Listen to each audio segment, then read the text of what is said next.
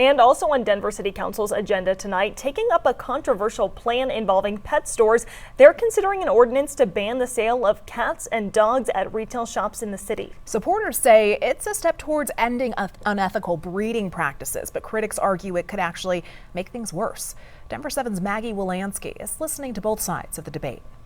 Puppy sales are a hot topic in Colorado. Selling dogs in a store, I don't think is the right thing to do. It's paws off as Denver City Council considers banning dog, cat, and rabbit sales at pet stores. I think it's also something maybe they're trying to help with contain the backyard breeders that are out there that try to sell through a store or advertise through a store and get dogs cheap to somebody. Tom Rompies, owner of Doggy Delights, says he supports the ban. The more we can do to keep all the dogs happy and cats and rabbits, the better off we are. Roland Halpern, executive director for Colorado Voters for Animals, explains there are no shops in the city or county of Denver that would be impacted if it passed. So the idea is we do a preemptive ordinance and that prohibits anybody from coming in and setting up shop. But just outside Denver in Centennial, puppies are for sale at Perfect Pets. Right now, we probably have about 90 puppies.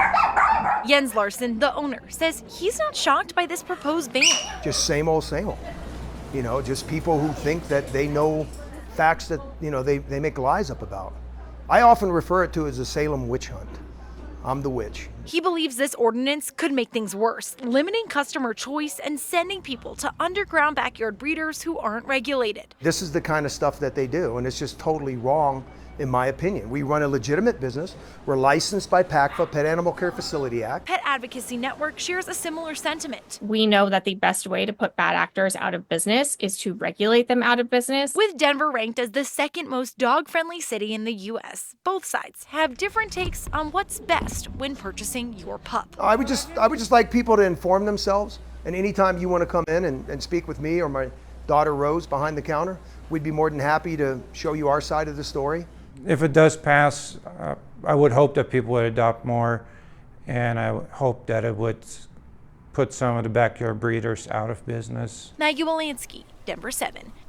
Tonight, Westminster City Council is also voting on its own ban on retail pet sales. 24 Colorado cities and towns have already passed similar ordinances. And going in depth here, lawmakers tried implementing a similar statewide ban in recent years without success.